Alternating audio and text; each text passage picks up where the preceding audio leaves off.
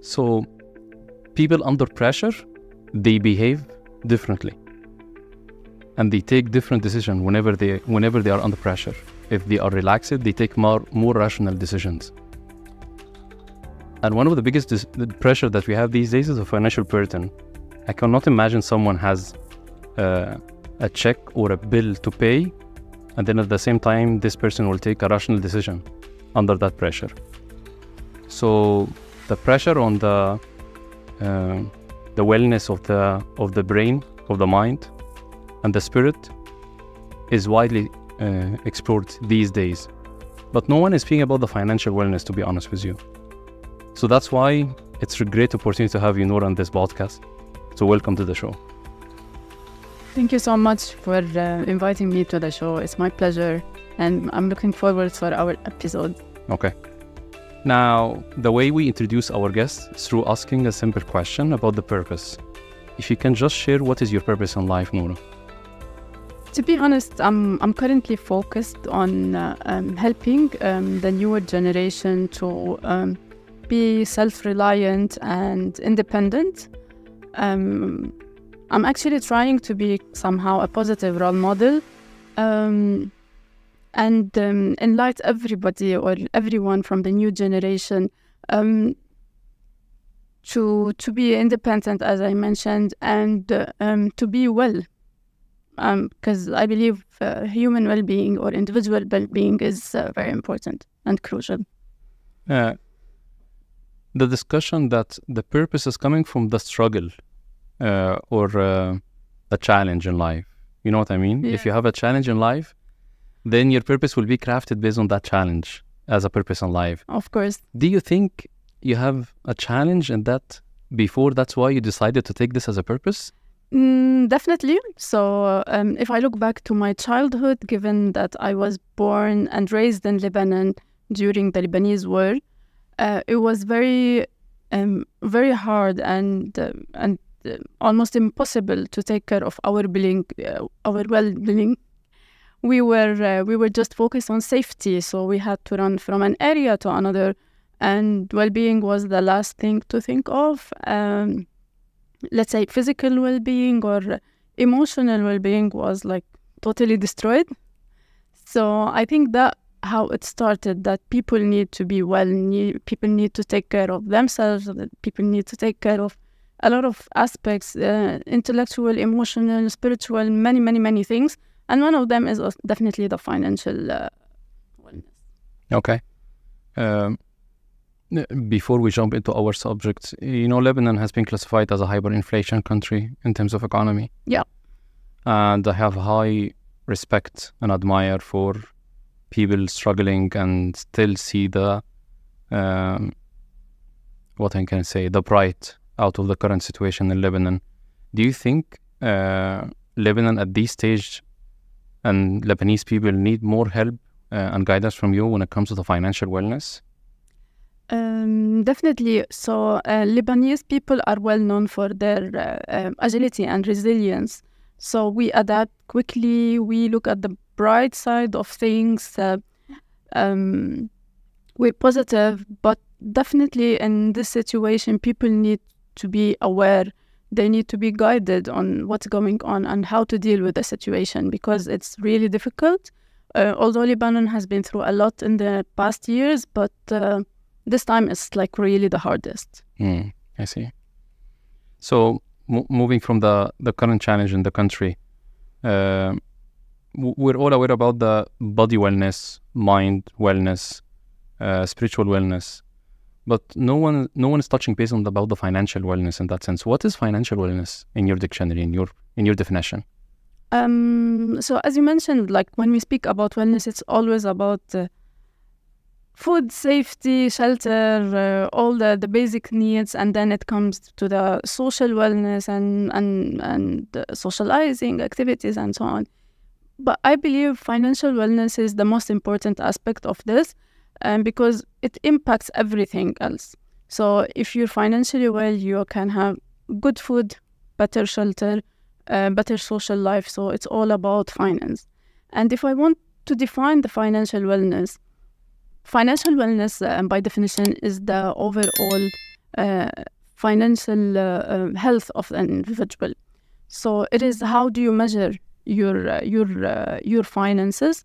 It's how are your money habits? How do you control your money? How do you control your spendings?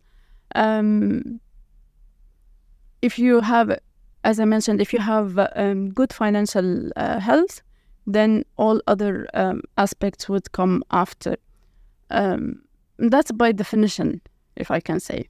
So just to make sure that I get the definition clearly. So financial awareness is your ability to absorb any difficult situation, for example? It is actually, in some aspects, it's the ability for you to manage your money, your financial life. Okay. Because when you manage this, you can manage any shock or any emergency that would come to you, your future, your plans. If you manage your current situation, you can be in control of your future spendings and so on from a financial perspective. Okay, so the way we're aware of our financial position and how we're managing our financial position will cater for any future challenges or opportunities from a financial aspect. Definitely. Through several things that we need to practice, through several habits that we need to learn, that would help us manage our economic and, if I can say, money life. Okay. So if I go back to the definition, so now for non-finance people, non-finance background, do you think people with strong financial background, they are able to manage their financial wellness better than people with no finance background? To be honest, I don't think so. Because everybody, finance people and non-finance people, are going through the same conditions, through the same, if I can say, attentive stuff, through the same challenges. So it's not about if you have a finance background or not. It's about self-discipline. How can you control yourself? How can you stop yourself from buying stuff that you don't need? Okay. So you don't see a difference. Both of them will, it doesn't matter. It's not a condition that you have a strong financial background, you're able to manage your own financials, right? Not at all. So because the decision is based on you and you are in control of this decision. So sometimes it's bias, sometimes it's related to emotional conditions. So sometimes you have emotional shopping, sometimes you buy stuff that you don't need, which in business, you don't have that. I agree. Because there is an Arabic say that, the carpenter door need to be fixed. Exactly.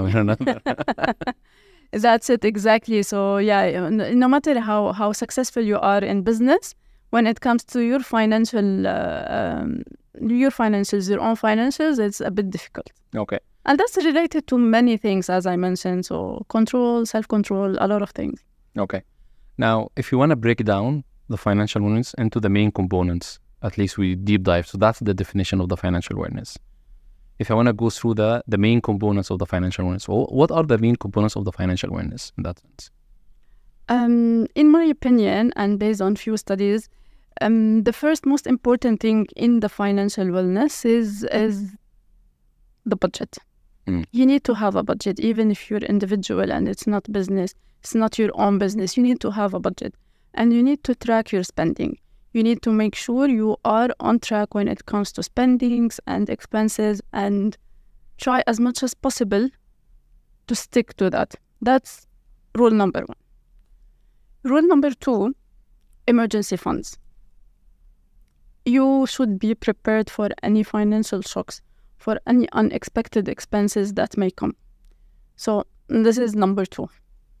Number three, it is insurance.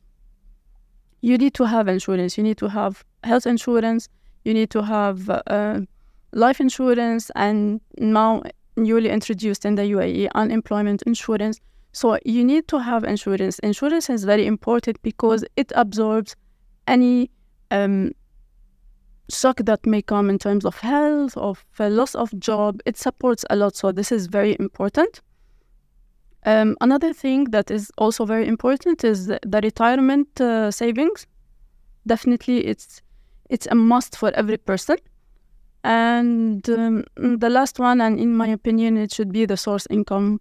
The source of income, you must have more than one source of income. That's really important, and it's for several reasons that we can discuss later. Okay. I think each of these needs a separate episode, to be honest.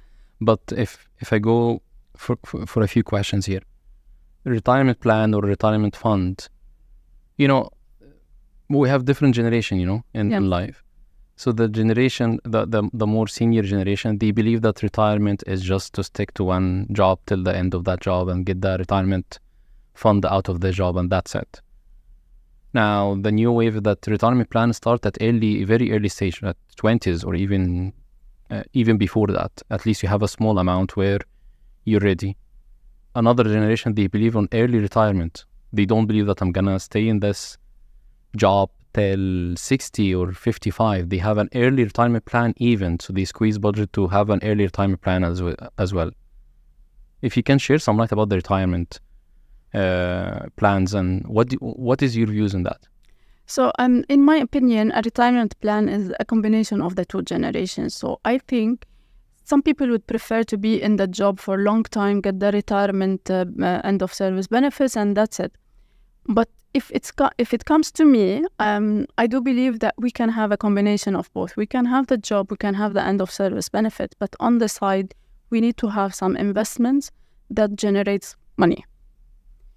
So rather if it's crypto or stocks or your own business, it doesn't matter. And you need to have something that generates you money after that, because I don't want to go into that details, but the value of money that you will get after a certain number of years will be like very small to the future when you have to spend the money. So you need something to push you, to support you, to back you up, and just if anything happens. And this comes again to the point that you should have more than one source of income. So the main components of the financial wellness, they are linked. There is a strong link between all of them. Exactly. So it's technically, if you have a budget, you can track your spending. If you track your spending, you can reduce them. Then you can have savings. And when you do savings, you can split them between emergency savings and retirement. And to be able to do that easier, you need more than one source of income. So it's somehow a chain that would lead you to secure somehow your finances and for you to be well financially. Okay. Now, if you go a little bit deeper in that, Noura, everyone understands that you need to have a budget, you need to have an emergency fund, you need to have another source of income. But then the behaviors play a bigger role after that. Because that's a known fact for anyone, that if I want to have a financial wellness, or at least I have a better financial position, let me call it this way, then I need to work on all of these. But what are the behaviors associated with all of these to make sure that you cut from your own expense, you have the right budget, you invest behind insurance, you invest from now in the retirement, and you have an emergency fund as well? Okay, when we talk about behaviors, I think the first thing that we need to talk about and discuss is self-control bias. What is self-control bias? Self-control bias is the tendency to neglect your future goals for a specific thing that you need now. And that's because of lack of self-discipline.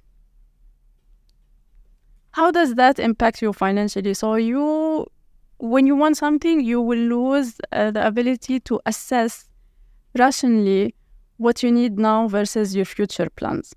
I can give you an example.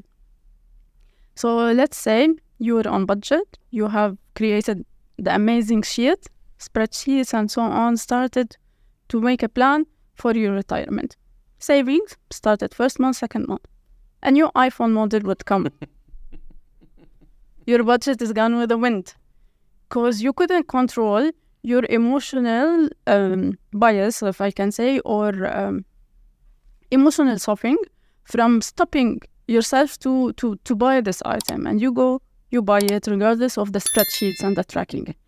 So it's very important to focus on your attitude towards money. Even if you go through a lot of readings and videos related to finance, they would give you a lot of learning and examples on how to create spreadsheets, how to control them, how to go through them, many examples.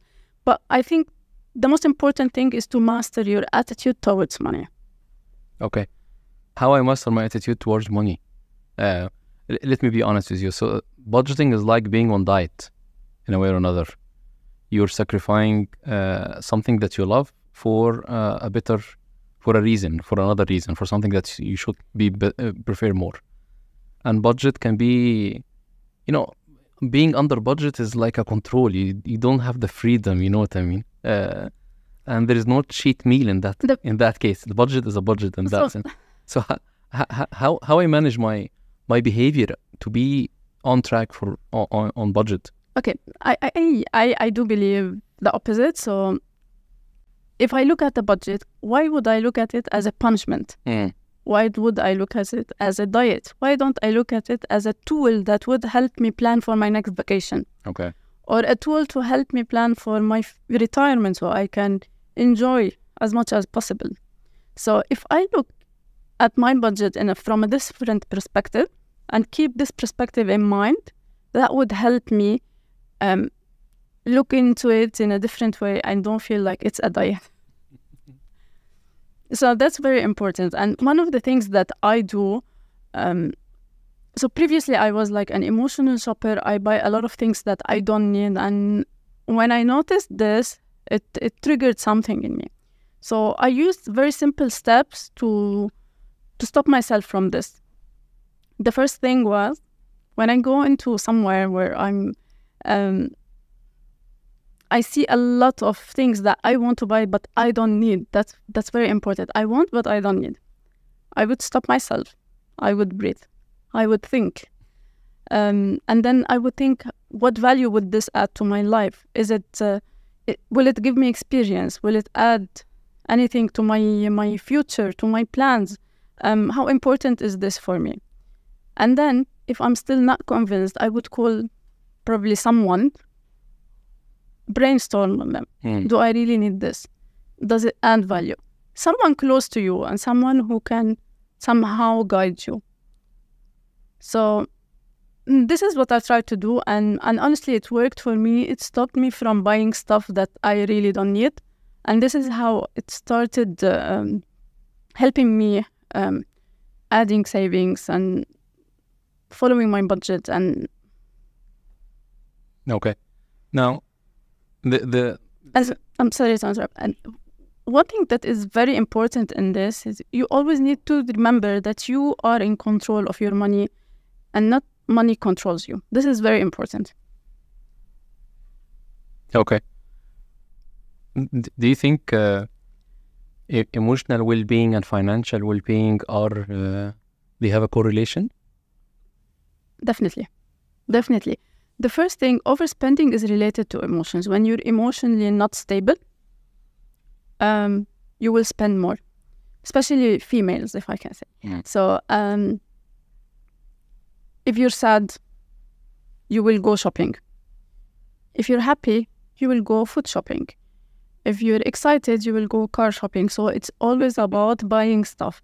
So it is definitely related. And then when you're financially unstable or financially unwell, that will lead to stress. And stress will lead to lack of ability to make correct decisions. And that will lead to burnout. And that will lead to more spending that you don't really need to. But you will feel that it's really important. I can't live without it, where actually you can. Just quick reflection. I love the tip that you gave when you have a question about buying something, that you call someone, because the product in front of you managed somehow through the marketing and brand key and the power of the brand to get you in the emotion of buying, especially at this spot. But even you're not asking someone close to you, next to you, you're calling someone out of this mystery of the product just to echo what you see, and then you have a rational decision based on that. Exactly, but it's somehow important to to see whom do you call. So in my case, for example, if I call my best friend, she will tell me, oh, you definitely need that. Please do it right now. You cannot miss this opportunity. And if I call my sister, she will tell me, you don't really need that. You have some things that are similar to this. You don't really need it. Do not buy it. You do not go to the mall alone. So it's important whom you are consulting. But speaking to someone would get you a bit away from the idea of buying. You may get busy over the phone and walk, and that's it. And so, yeah, it's very important to call someone. It's really helpful. And I discovered this myself. In my situation, I had to call my sister when things are really not needed, because you know that you don't need it, but it's tempting. You want it. Okay. So sometimes emergency fund give you the confidence, even if you don't use it. Having emergency fund give you the comfort that you will be able to manage such a situation to the extent of the emergency fund. If you can elaborate more, what is the emergency fund and how we can use it and how we can build it, and what is the right level of the emergency fund, for example? Of course. So let me start by stating that we have several types of savings that we need to keep. The first one is emergency savings. The other one is retirement savings. And the third one is miscellaneous savings. So if I want to start with the emergency savings, it's a certain amount of your income that you need to put aside for any unexpected, unforeseen incident that may happen to you. For example, unexpected medical bill, or any break in your car, or anything that you are not ready for.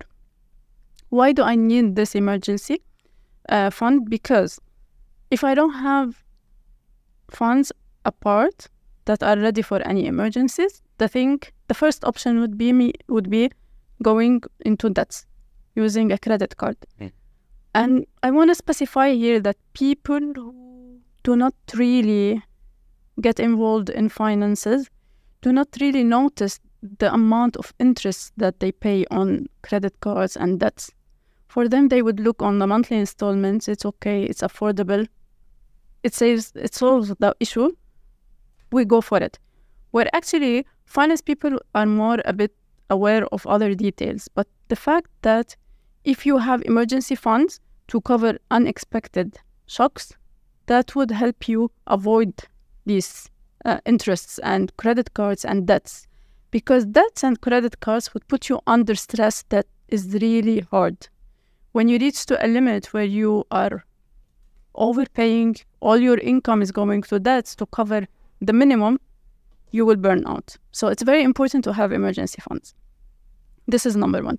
Number two is the retirement funds. The retirement funds is very important to secure your future. So you've worked hard, you've saved money, you can enjoy. Okay, if you don't look for the future, if you don't have savings for the future, you will get older, less ability to work, you don't have savings, you don't have investments, you don't have other source of income, you'll be relying on other people, which is not it's not good for your well-being, and again, it leads to stress. And the third most important one is the miscellaneous savings. And this is really needed for everyone. When I say miscellaneous savings, it's savings for things that you like to do. You want to go on vacation, you want to buy a luxury bag, you want to do something that you've been dreaming of for a certain period of time. So this is miscellaneous. And sometimes I want to add, sometimes it's okay to deviate from your budget to cover something a dream that you've been chasing for some time, but you need to be a bit realistic. This is very important. Okay. I like the idea of the miscellaneous, because at least you give them the cherry on the top that you have budget even for something as a cheat. Exactly. You have to treat yourself. You're working hard. Some people work 8 to 6, 6 days a week. And we work hard to cover all our needs. So we deserve a treat. So how do we treat ourselves from time to time? From the miscellaneous savings. Do not touch your retirement. Do not touch your emergency funds. Okay. This is very important. Clear. I sense the messages to me. It's for everybody. It's because I've been there, And that's the only way you can somehow secure your financial future after retirement. Okay. But I think you answered the next question by classifying these three, but let me ask you the question if you want to elaborate more on that. How we can reach the balance between enjoying the moment for now and at the same time saving for the future or budgeting for the future. If I may say, Noura, here that we have two kind of behaviors. One behavior that they don't care about the future at all and they enjoy the moment, as you call, enjoy the moment as we speak now. And then the other behavior as well that people, they keep and save every single penny, if I may say, for the future. And they don't enjoy life as we speak now. Both situations have consequences on that person in different positions as well. So how we can keep the right balance between saving for the future and enjoying the moment of now? So, of course, it's very important to save for the future, to secure that you're going to be okay when you get old, you don't need anybody, you have your own source of income.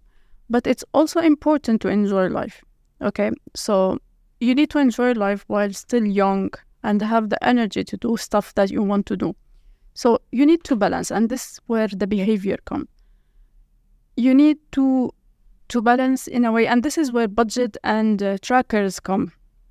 So when you have a good budget template where you track your spendings, where you see what are you doing, it's where you can balance. What are you saving, what can you spend, and what you should not touch. So, and this comes back to the very important point, which is miscellaneous savings. It's where you enjoy life.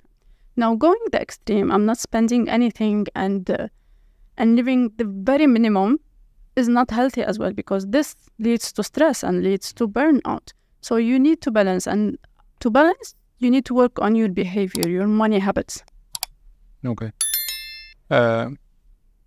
But if we move to the call to action here, what will be the mindset that the person should have to impact their financial decision? Do you see the difference between mindset and behaviors in terms of financial wellness decision? I do believe that they complete each other. So if you work, like if you have a certain mindset, it reflects your behavior. So when you think about something, you will act based on that. So of course they are related. So as I wrap up at the end of this episode, if you can just share the final thought about tips and tricks, like a final thought about having better financial wellness in general in life. Okay, so there's a lot of things that we can do to improve our financial situation, our financial health. I think everybody who reads about this would know the rule of 50-30-20. What is 50-30-20? It is when you get your salary, the first 50% of the income would go to your needs. The second 30% of your income would go to what you want. So it's not a need, it's a want. And 20% of your income should go to savings. That's the general rule. If you are able to follow this, that's a very big step in your financial wellness. It helps you a lot. And again, as I said, to do that, to be able to do that, you need to have a budget and you need to track it. It's very important, and again, I emphasize on looking at the budget as a tool and not as a punishment. When you look at the budget as punishment, you will never enjoy working or following it, so it will always be a burden. It's very important to look at it from a different perspective. The third thing that I would emphasize on is do not spend before you earn. This is very important.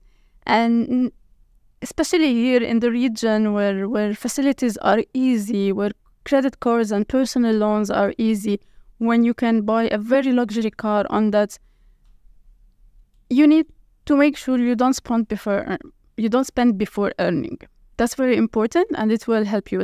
You will save in interest, you will save your energy, you will save less stress. It's very important not to spend before earning. I can repeat it a lot and many times. It's very important. The third thing that I would think of is earn more to save more, not to spend more. So, and this is again goes to the mentality and mindset and behavior and attitude towards money. We need to focus on that. When we get a better job, when we get a better income, we need to save more, not only spend more. So, literally, what people have when they get better money, they upgrade. Exactly. So if he has a small car, it would go to an SUV. If you have a 1-bedroom apartment, you will go to a townhouse. So it's fine. You should treat yourself, but don't spend all the money that you're getting. That's the idea. One more thing that is very important, it's act your wage. Okay? When I say act your wage, it's very important to avoid shiny object syndrome. What is this? It's everything around you is calling you. Every way, wherever you go, more spending. So you need to be careful of that. It's not what you see on social media is not what is the reality. So I was actually watching one documentary. And it was very exciting. So it was about the fashionistas and the bloggers. The guy was talking about that he would use to rent a private jet for a full week. And the bloggers would come to this private jet and take photos with different outfits, different looks. And they save it for them to post it on social media whenever they are traveling. So... and that they do not travel on private jets. And the fact behind this documentary is that to make people aware that it's not what we see on social media or around us is the reality. The reality is different. Nobody has those millions easily. Okay, some people have more money, but it's not as it's showing in the social media. So we need to be very careful when it comes to shiny objects. Another thing, as I mentioned before, set a budget and track it. It's very important to track it. When you track it, you will be able to watch what you're spending. You will be able to avoid unnecessary spendings. You will be able to prioritize what you have. When you reach the limit, you will be noticing. You can say, okay, I need to watch out. I'm at the limit. I'm at the edge. So it's very important to create budget and track it. It's very important to track it. Okay. Noura, I think we reached the end of this episode. I have that feeling that I need to go home now and track my budget as we speak. You put the right message for me at least. I see the need now that I need to review my budget. Do not spend before you earn it. I think the value that you shared in this episode, I think it will be like the first step for people to start to realize that there is something called financial wellness, and they need to pay attention to their financial wellness as equal as their mind wellness, their spiritual wellness, their body wellness in general. I totally agree. And when you are financially well, you will be able to take care of other aspects. You will be able to think of gyms. You will be able to think where I'm going to travel. You will be able to think of spa. And people link what they actually earn. So they think if they don't earn big salary, then they cannot be financially well. It's not. If you practice how to be well, you will be well. I agree. You need to live your wedge, act your wedge. I agree. Noura, thank you very much for joining us. I think that's a fabulous input from your end. And if I may say, one of the initial point that made me to start this podcast, Finance for Non-Finance as well, is to spread the knowledge about personal financing, budgeting, investment. And I think you tapped the right point for our audience, which is financial wellness. So for people from non-finance background, they are in a real need to understand these concepts and start practice them as we speak now. So thank you so much for joining us for this episode. Thank you so much, Mahmoud, for this lovely episode. It was really great discussing a lot of the financial wellness with you, and good luck. Thank you. Thank you. Thank you, Noor.